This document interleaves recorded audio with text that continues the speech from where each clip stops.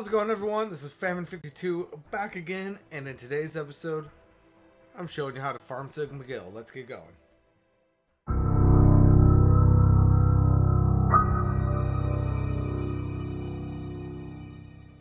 Alright, everyone, welcome back.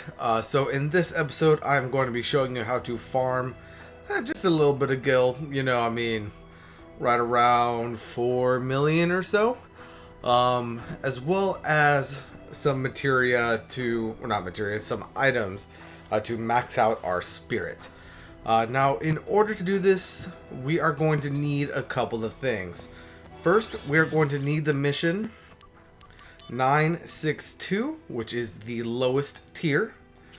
We are also going to need a pretty decent attack or magic attack ability. I will be using Electrocute paired with a dual cast. We will also need Mug, a pretty decent magic stat. I have 160 right now.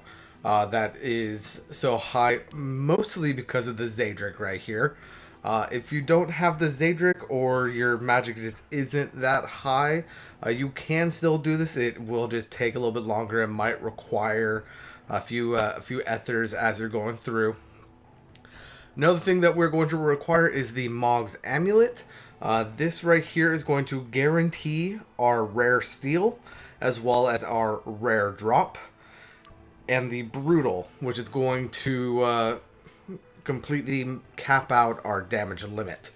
The Brutal should be acquired on the way to this mission, though if you are not able to get it for whatever reason, it is a rare steal from the crazy saw enemies in a lot of the other 9 missions leading up to this stage, so you can get one relatively easily. And the last piece of accessory completely depends on what you're trying to do. I was looking at my particular items and I saw that I was going to be maxing out my gold rolling pins, which is the item we are going to be stealing. Right around the same time, I was going to be maxing out my mithril. So with that being the case, I landed on the Precious Watch, which is going to double our Gill drop. So from 20,000 per kill of Tomberry, Holy Tomberry, up to 40,000 Gill. So over the course of a couple of fights that added 20,000 Gill, does indeed add up. So would recommend that if you're able to do it. However, if you are doing this purely to get the mithril, I would recommend the jeweled ring. That way, every time you kill Tomberry, instead of getting 40,000 Gill, you are getting 4 mithril. I knew that I was going to be maxing out right around the same time, so I didn't particularly care either way. Another piece of equipment you could put on if you're having difficulty killing the Tomberry, like if he's just killing you way too often, you could also throw on not the Genji shield, the Adamant Bangle, if you need to have more HP than what you currently have. I have been able to do it relatively consistently with just 9,999, which is why I threw on the Precious Watch. But let's go ahead and run through the mission and show you what we will be doing.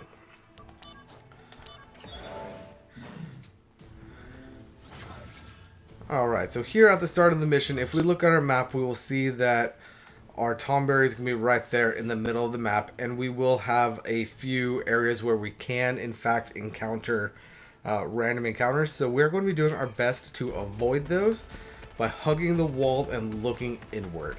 If we do this correctly, we will not be encountering any sort of battles. That said, you will probably get a little unlucky and run into a few battles from here or from time to time. For the most part, you have more than enough time to run away from them before they actually attack you, so just run away. But now that we are here at the Tomberry, we're going to encounter our battle, and we're going to mug him. I got it first time. We're going to dodge roll away and just electrocute him. I find doing it twice is a pretty safe amount of times to do it. Like after that first go, and then we're just going to electrocute him until dead. And then now that we have done that, we would just reload the mission and do so again until we had enough gil and or mithril that we were satisfied. So that is going to give us our maxed out 99 gold rolling pins. So let's go ahead and sell those for a cool 4,950,000 gil,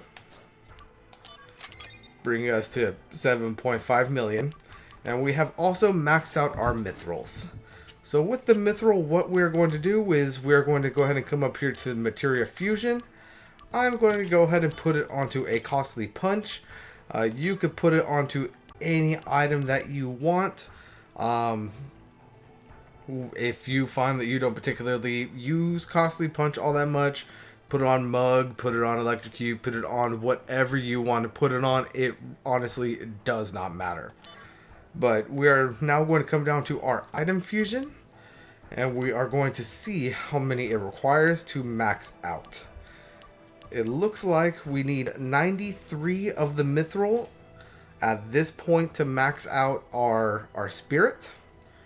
And that is going to cost 1,004,000 SP.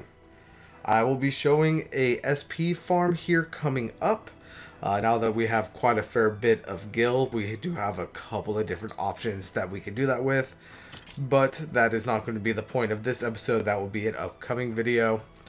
Let's go ahead and make this materia.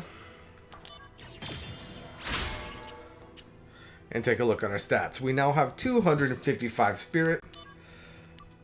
If I were to take off the Zadric, you will see that we have 160. So if you don't want to use or don't have the Zadric, you can still max out your spirit. You are just going to need a lot more of the mithril, and it's going to take 2 materia to max that out. It is honestly a lot easier to just use the Zadric to get that plus 100 buff across the board. Alright. Now, all of that said, that is going to be the end of this episode. In the next episode, I think I am going to max out my magic. Yeah, I'm probably going to do my magic in the next episode. No, next episode is going to be the SP farm. So until then, guys, this is going to be Famine52 signing out, and peace out.